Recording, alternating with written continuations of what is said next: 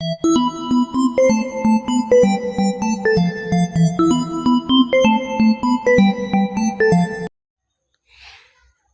दोस्तों, welcome back to my channel. आज हम क्लास 12 का चैप्टर नंबर 9 का पार्ट 2 पढ़ेंगे, ठीक है, जिसमें हम जानेंगे वैश्वीकरण के कारण क्या है, क्या वजह हो सकती हैं जो वैश्वीकरण हमारे ऊपर प्रभाव डाल रहा है। ठीक है, पहले वीडियो में हमने ये पढ़ा था कि जो वैश्वीकरण है कैसे प्रभाव डाल रहा है। ठीक है, अब क्या क्या कारण हो सकते हैं हम वो जानेंगे वैश्वीकरण के अंदर, कि वैश्वीकरण किस तरह से हमारे ऊपर प्रभाव डाल रहा है, क्या कारण है, ऐसे कौन सी वजह है जिसकी वजह से वैश्वीकरण हमारे ऊपर प्रभाव डालता है। ठीक है, तो हम इसमें 3 तरह का कारण जानेंगे। जैसे एक होता है राजनीतिक, ठीक है, राजनीतिक, उसके बाद हो जाएगा हमारा आर्थिक,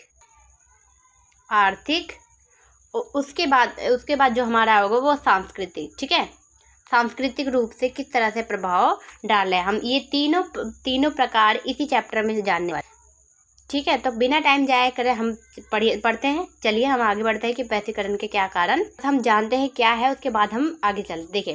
वैश्वीकरण के लिए कोई एक कारक जिम्मेदार नहीं हो सकता है। ठीक है, फिर भी प्रौद्योगिकी अपने आप में एक अपरिहार्य कारण साबित हुए है। ठीक है, इसमें से कोई शक नहीं है कि टेलीग्राम, टेलीफोन और माइक्रोचिप के नवीनतम आकर्षक के विश्व के विभिन्न भागों के बीच संचार की क्रांति दिखाई है। ठीक है, शुरू में जब छपाई की तकनीक आई थी तो उसमें राष्ट्रवाद की आधारशिलता रखी। ठीक है, इस तरह आज हम यह अपेक्षा कर सकते हैं कि प्रौद्योगिकी का प्रभाव हमारे सोचने के तरीके पर पड़ेगा।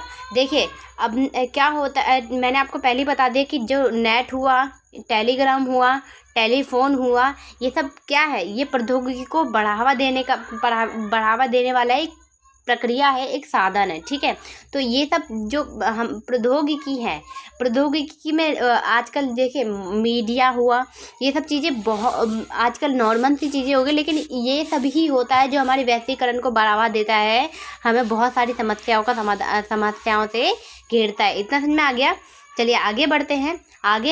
जानते हैं हम अपने बारे में जिस ढंग से सोचते हैं और उस सामूहिक जीवन के बारे में जिस तरह पर सोचते हैं, प्रौद्योगिकी का उस पर असर पड़ता है। ठीक है, जिस तरह से हम सोचते हैं, जिस तरह से हम उसकी शुरुआत करते हैं, वैसे ही असर पड़ता है। ठीक है, देखिए, विचार हुआ, पूंजी हुआ, वस्तु हुआ, ये तीनों मेन हैं। ठीक है, और लोगों के विभिन्न भागों में आवाजाही की आसानी प्रौद्योगिकी को हुई तरक्की के कारण भी संभव है। देखिए क्या हुआ कि लोग एक दूसरे से दूसरे देश में जाते हैं, लोगों का खान पान, पहनावा उड़ावा देखते हैं, तो वो भी उनकी तरह सोच विचार रखने लग जाते हैं, जो हमारी वैश्वीकरण पर प्रभाव डालता है। ठीक है, दूसरे वो क्या करते हैं, अगर वो जाते हैं तो उसी ढंग में ढंग जाते हैं, फिर जब वो हमारे यहाँ पर मतलब अपने देश में आते हैं तो सामने वाले को ऐसे ही मतलब कि अपने आप को दिखाते हैं, जताते हैं, तो सामने वाला भी क्या करता है, वो भी उनकी तरह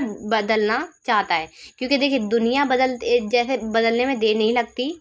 ठीक है, और दुनिया बदलने में तो देर नहीं लगती, इसलिए जो हकीकत है वो भी बदला नहीं जा सकता, लेकिन इंसान बदलते हैं। जैसे कि आज सांस्कृतिक किसी भी रूप में देख लीजिए, वैश्वीकरण आपको मिल ही जाएगा। ठीक है, लोग कितने बदल गए हैं धीरे धीरे, अगर एक इंसान बदलता है तो वो सामने वाले को भी बदल ही देता है। ठीक है, इतना समझ में आ गया। चलिए आगे देखिए, इन प्रवाहों की गति के अंतर हो सकता है। ठीक है, उदाहरण के लिए विश्व के विभिन्न भागों में के बीच पूंजी और वस्तु की गतिशीलता लोगों की आवाजाही की तुलना में ज़्यादा है। ठीक है, अब वस्तु जाएगी, पूंजी जाएगी, गतिशीलता होगी, आवाजाही होगी, तो इंसान तो वहाँ के रंग ढंग और पहनावा ओढ़ावा देखेंगे। जैसे आई होप आप मान लीजिए कि आप रहने वाले यूपी के हैं। ठीक है, यूपी नहीं, बिहार मान लीजिए, बिहार के हैं। ठीक है, लेकिन वहाँ पर क्या होता है, भोजपुरी बोला जाता है, और एक होता है दिल्ली, आप दिल्ली में आकर रह रहे हैं। ठीक है, तो दिल्ली की भाषा अलग है, यूपी की भाषा अलग है, ठीक है, बिहार की भाषा अलग है, और यूपी की भाषा भी अलग है। तो मान लीजिए आप बिहार से दिल्ली में आते हैं तो पहले पहले तो आप भोजपुरी ही बोलेंगे, वहाँ पर भोजपुरी बोली जाती है। लेकिन जब दिल्ली में आप बहुत सालों से रहने लग जाएंगे, 20 साल 10 साल, तो क्या आप दिल्ली की भाषा नहीं सीख जाएंगे? ये बताइए। क्या आप दिल्ली की तरह पहनावा ओढ़ावा नहीं करेंगे? कर लेंगे। क्यों? क्योंकि वहाँ पर आप रहने लग गए हैं, वहाँ के तौर तरीके सीखने लग गए हैं। अगर आप नहीं सीखना भी चाहोगे तो सामने वाला बंदा सिखा देगा। क्यों? क्योंकि रोज़ आपको टोकेगा कि ऐसे ये नहीं, ऐसे नहीं, मतलब कि ऐसा होता है, या मतलब कि वहाँ की बातें नहीं वैसे नहीं करोगे तो इंसान कहेगा कि ये तो ऐसे बोल ही नहीं पाता। इसलिए क्या होता है, इंसान वैसे पहनावा ओढ़ावा वैसे तौर तरीके सीख लेता है। इतना समझ में आ गया आपको? यही होता है वैश्वीकरण। इसी तरह एक इंसान एक देश से दूसरे देश में जब जाता है तो क्या होता है, वो उस देश की तरह हो। इतना समझ में आ गया? आगे देखिए, आगे है हमारा राजनीतिक प्रभाव। सबसे पहला प्रभाव हमारा राजनीतिक है। किस तरह से राजनीतिक प्रभाव हमारे ऊपर प्रभाव डालता है वो जानेंगे। ठीक है, हम इसी चैप्टर में जानेंगे। और मैंने आपको अभी पहले ही बताया मैंने आपको कि 3 प्रकार के प्रभाव होता है। पहला है राजनीतिक, आर्थिक, उसके बाद सांस्कृतिक। ठीक है, तो हम पहले जानेंगे राजनीतिक क्या होता है। तो चलिए हम जानते हैं कि राजनीतिक प्रभाव किस तरह से हमारे ऊपर प्रभाव डालता है। ठीक है, देखिए, वैश्वीकरण के कारण राज्य की क्षमता यानी सरकारों को जो करना है उसको करने की ताकत में कमी आई है। ठीक है, ताकत में कमी आई है। पूरी दुनिया में कल्याणकारी राज्य की धारणा पर पुरानी पड़ गई है और इसकी जगह न्यूनतम अपेक्षाकारी राज्य ने ले ली है। ठीक है, अब क्या होता है कि जैसे पहले की सरकार काम करती थी, अब सरकार वैसा काम नहीं कर सकती।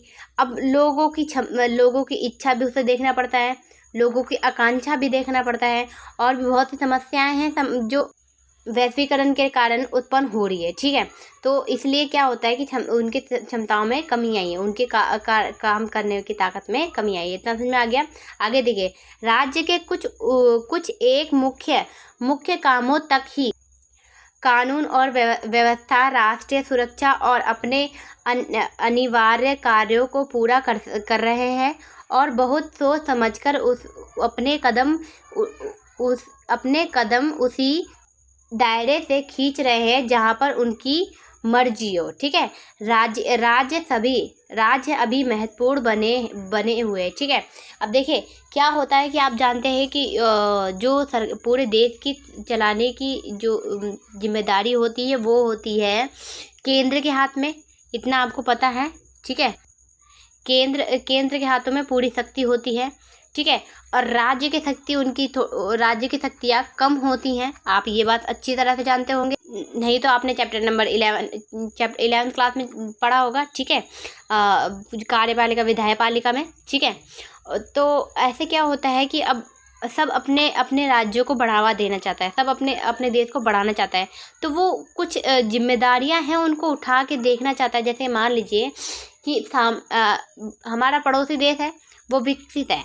ठीक है, पूरी तरह से विकसित हो, तो क्या हम नहीं चाहेंगे कि हमारा जो देश है वो भी विकसित हो जाए? तो हमें उन चीज़ों को देखकर भी क्या करना पड़ता है, कानून या व्यवस्था को जारी करना पड़ता है। इसलिए पता है बहुत सी चीज़ें होती हैं जो सरकार नहीं कर पाती है अपने मन मुताबिक और जनता की इच्छा के अनुसार। इससे क्या है कि उनकी क्षमताओं में कमी आ गई। इतना समझ में आ गया? चलिए आगे बढ़ते।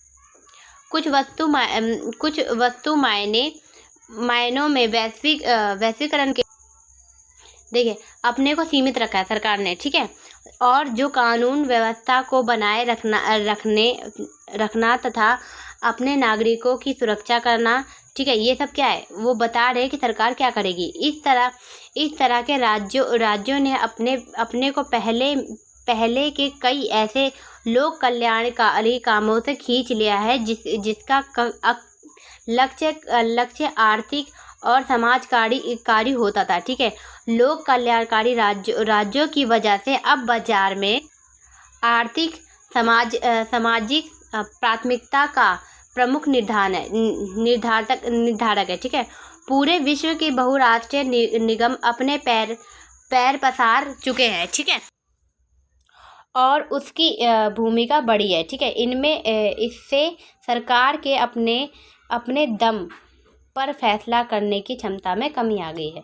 ठीक है, इसी वजह से एक बात और भी है कि वैश्वीकरण हमेशा राज्य की ताकत में कमी है। ठीक है, आगे देखिए, इतना समझ में आ गया कि राज्य की क्षमता में कमी आई है, किस तरह से आई है हमने ये पढ़ लिया। ठीक है, आगे देखिए, व्यवहारिक धरातल पर इसका अर्थ यह है कि हुआ है कि धनी देश के निवेशकर्ता अपना धन अपने देश की जगह कई और निवेश कर सकते हैं। ठीक है, अब क्या होता है कि वो अपने देश की जगह कहीं और देश में भी क्या कर सकते हैं, उसको निवेश कर सकते हैं, यानी दे सकते हैं। क्यों? क्योंकि ऐसा होता है, क्योंकि एक देश से दूसरे देश में व्यक्ति आता है तो अपना सिक्का तो लेके नहीं जाएगा। क्यों? क्योंकि वहाँ पर वो वैलिड नहीं होगा। ठीक है, इसलिए वो दूसरे देश को देता है, ताकि वो उसका ज़्यादा भी लेता है ताकि वो इंसान घूम ले फिर ले, ऐसा होता है। ठीक है, आगे देखिए, खासकर विकासशील देशों की जगह उन्हें ज़्यादा मुनाफा होता है। देखिए, अगर विकासशील देश है तो उसमें ज़्यादा उनको मुनाफा हो जाएगा। इतना समझ में आ गया। ये सब हमारे ऊपर राजनीतिक प्रभाव डाला है, किसने? वैश्वीकरण ने। ठीक है, किसने डाला है? वैश्वीकरण की बात कर रहे हैं। ठीक है, इतना समझ में आ गया। चलिए नेक्स्ट चलते हैं हम। देखिए, इसके फलस्वरूप राज्य की ताकत में इजाफा हुआ है। ठीक है, पर राज्य की हाथ में अत्याधुनिक